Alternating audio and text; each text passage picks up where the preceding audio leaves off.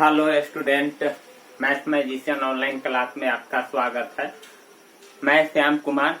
आज हम आपको बता रहे हैं नियामक ज्यामिति कोऑर्डिनेट जियोमेट्री। इसी का दूसरा नाम है निर्देशांक। इसी का दूसरा नाम क्या है? निर्देशांक ज्यामिति।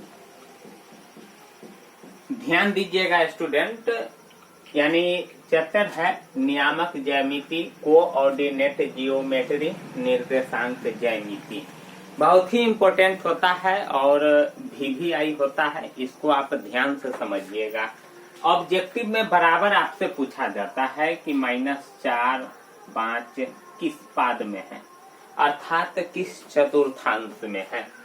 फिर उसके बाद पूछेगा 3 - 2 किस पाद में है, 2 और 3 किस पाद में है, 5 - 5 और -1 किस पाद में है। हम 4 टाइप का क्वेश्चन लिखे हैं। एगो लिखे हैं -4, 5, एगो लिखे हैं 3 - 2 और तीसरा लिखे हैं 2, 3 और चौथा लिखे हैं -5 और -1।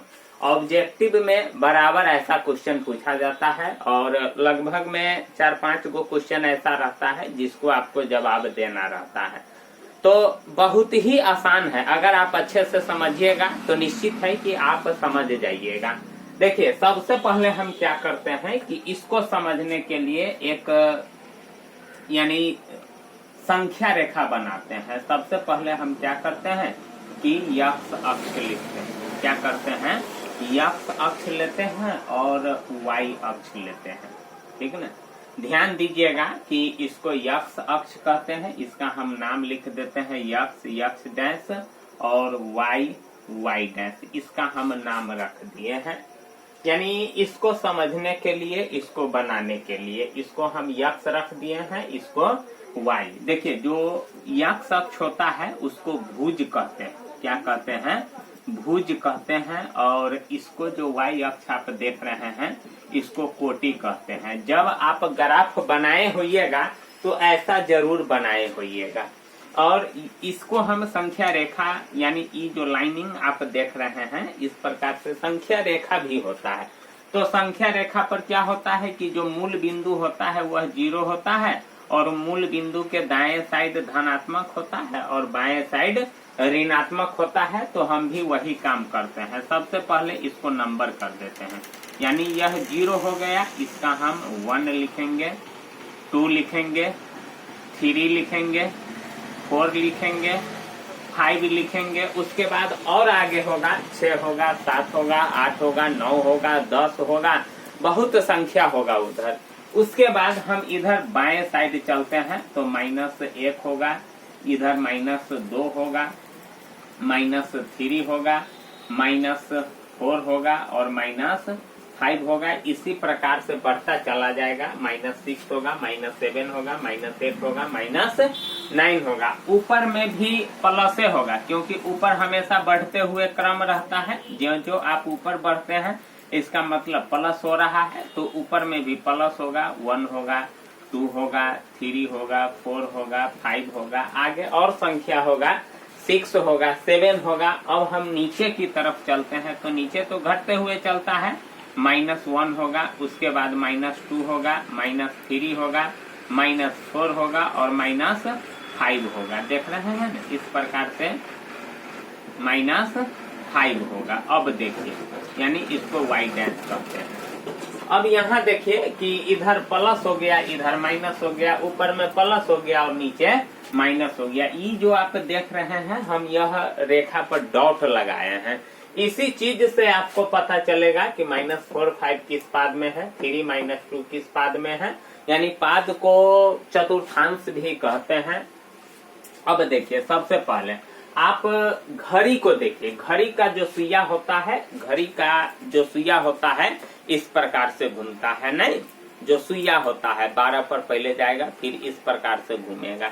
लेकिन यहाँ आप देख रहे हैं कि हमेशा, यानी देखिए, इसको कहते हैं फर्स्ट पाद। देख रहे हैं ना? इसमें देखिए, इसको सेकेंड पाद कहते हैं। यानी इसको फर्स्ट पाद कहते हैं, इसको सेकेंड पाद कहते हैं। इसके बाद इसको थर्ड पाद कहते हैं और इसको फोर्थ पाद कहते हैं, इसको फोर्थ पाद कहते हैं। आप यहाँ से देख रहे होंगे कि इसको फर्स्ट पाद कहते हैं, इसको सेकेंड पाद कहते हैं, इसको थर्ड पाद कहते हैं, इसको फोर्थ पाद कहते हैं। यह घूम रहा है कैसे? इस प्रकार से घूम रहा है, जबकि घड़ी इस प्रकार से घूमता है और यह एंटी क्लॉकवाइज डायरेक्शन के रूप में घूमता है। इसको यही कहते हैं एंटी क्लॉकवाइज डायरेक्शन। अगर इस प्रकार से होगा तो क्लॉकवाइज डायरेक्शन हो गया और इस प्रकार से होगा तो एंटी क्लॉकवाइज डायरेक्शन हो जाएगा। ठीक ना स्टूडेंट?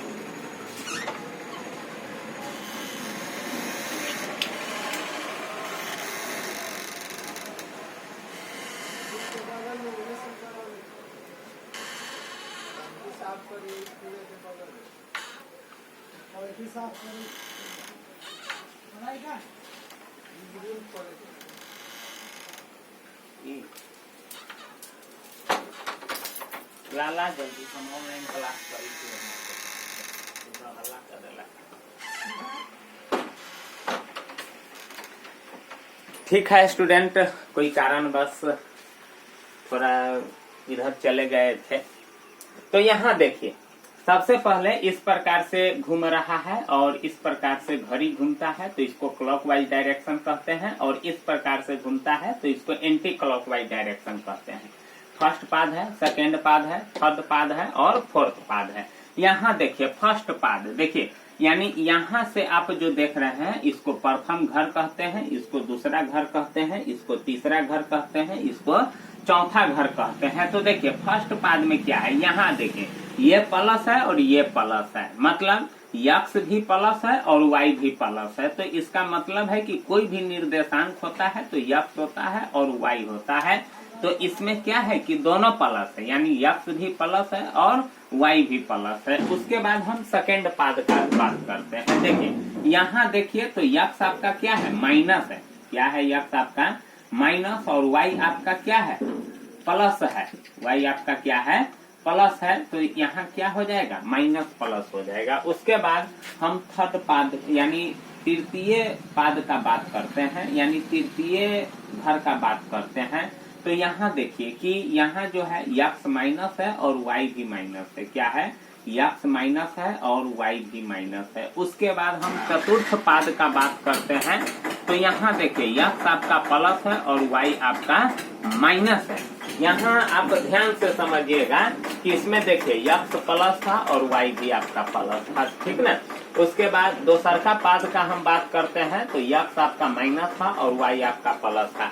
क्योंकि कोई भी निर्देशांक होता है तो उसमें पहला जो होता है यक्स होता है, दूसरा वाई होता है। पहला यक्स होता है, दूसरा वाई होता है। यक्स होता है, वाई होता है, यक्स होता है, वाई होता है। तो यहाँ हम देख रहे हैं कि यक्स भी प्लस है, वाई भी प्लस है। यहाँ देखिए इसमें यक्स मेरा माइनस था और वाई मेरा प्लस था। इसमें देख रहे हैं कि यक्स मेरा माइनस था और वाई भी मेरा माइनस था। चतुर्थ में देखिए यक्स मेरा प्लस था और वाई मेरा माइनस था।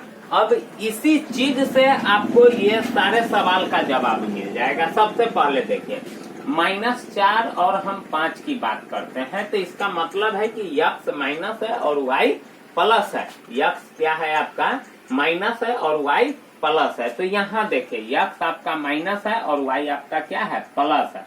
पहला बिंदु यक्स है तो माइनस हो गया, दूसरा बिंदु वाई है, यानी दूसरा जो संख्या है वह वाई है। तो इसका मतलब है कि माइनस प्लस है। तो यह किस पाद में हो जाएगा, सेकेंड, यानी इसको हम कहेंगे द्वितीय पाद।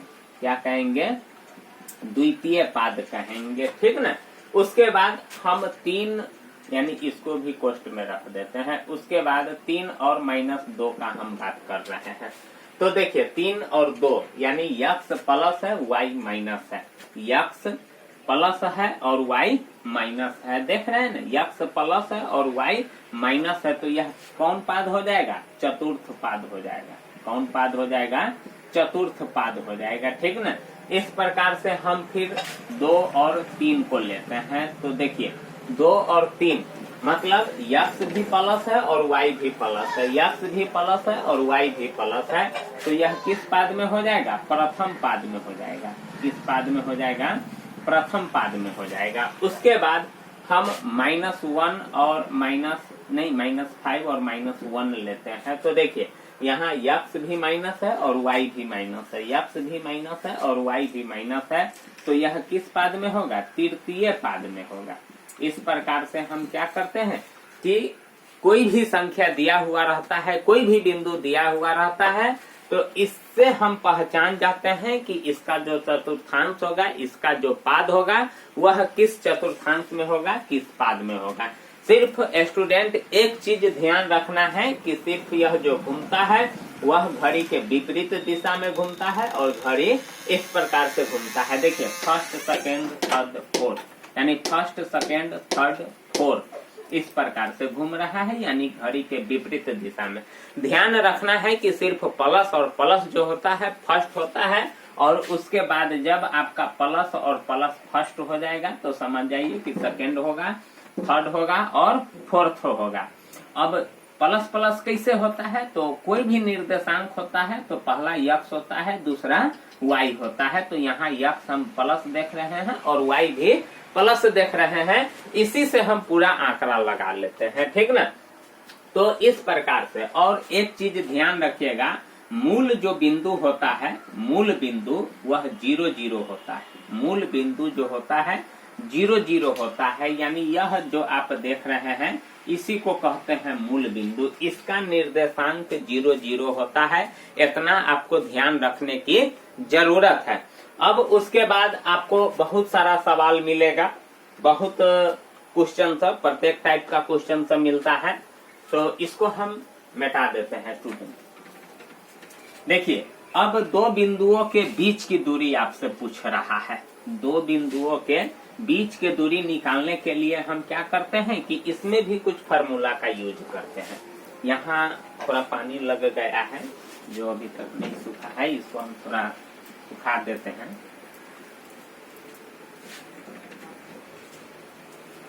ये जो व्हाइट बोर्ड आप देख रहे हैं ना, इस पर जो कुछ ऐसा इंक होता है और कुछ ऐसा इंक होता है जो यानी बिना पानी से भी मिट जाता है, और जो बहुत ऐसा, जैसे इस मार्कर को आप देखिएगा तो इसको पानी लगा करके मिटाना पड़ता है, नहीं तो नहीं जल्दी मिटते रहता है। और ज्यादा पानी लग जाएगा तो सूखेगा नहीं, और जब सूखेगा नहीं तो फिर इस पर मार्कर चलेगा नहीं। तो ये सारी समस्या सब आते रहती है ऐसे ऐसे बोर्ड के पर। देखिए सबसे पहले दो बिंदुओं के बीच की दूरी का हम बात करते हैं। यहाँ लिखते हैं दो बिंदुओं के, देखिए यहाँ का पानी नहीं सूखा है तो ये यानी थोड़ा चौथरा रहा है, इसको कहते हैं दो बिंदुओं के बीच की दूरी। देखिए दो बिंदुओं के बीच की दूरी, इसका फॉर्मूला होता है √अंडर x1 माइनस x2 का whole square plus y1 minus y2 का होल स्क्वायर, यही फॉर्मूला होता है। दो बिंदुओं के बीच की दूरी निकालने का फॉर्मूला होता है x1 माइनस x2 का whole square plus y1 minus y2 का होल स्क्वायर। इस पर हम आपको एक सवाल बना करके दिखाते हैं।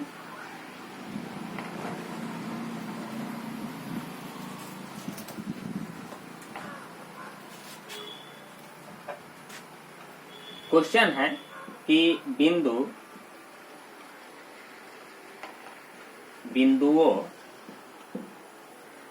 -1 3 तथा -5 7 के बीच की दूरी ज्ञात कीजिए।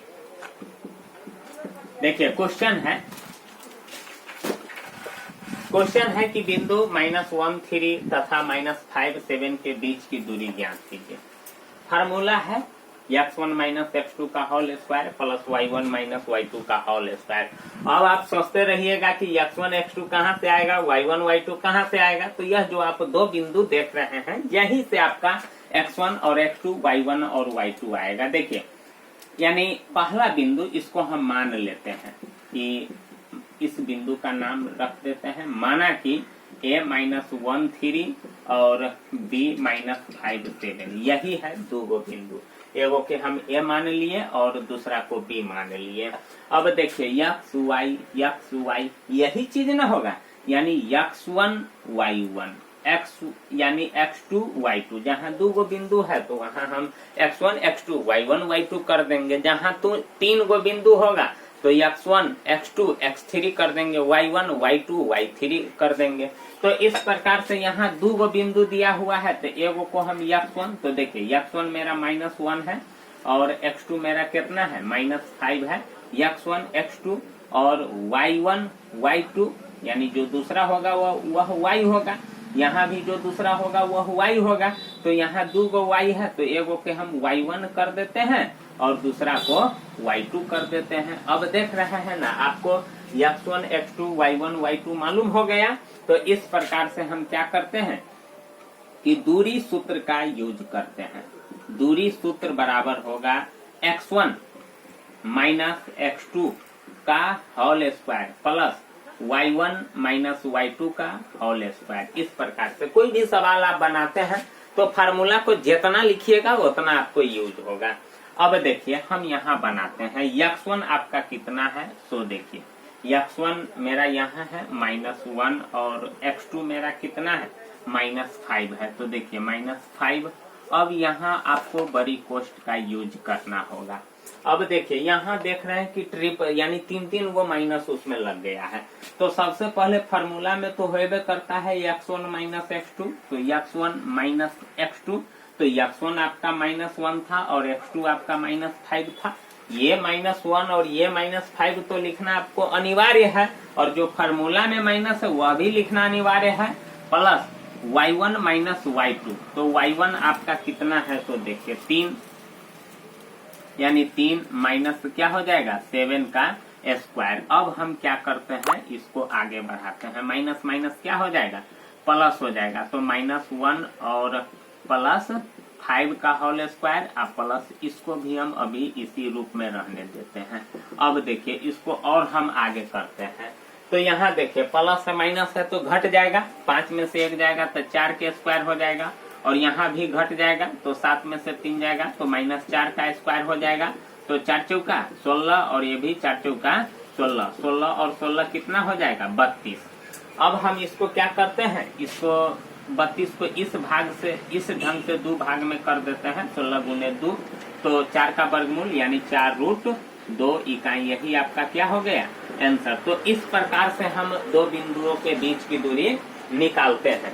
उसके बाद एक टाइप का और क्वेश्चन हम आपको बताते हैं।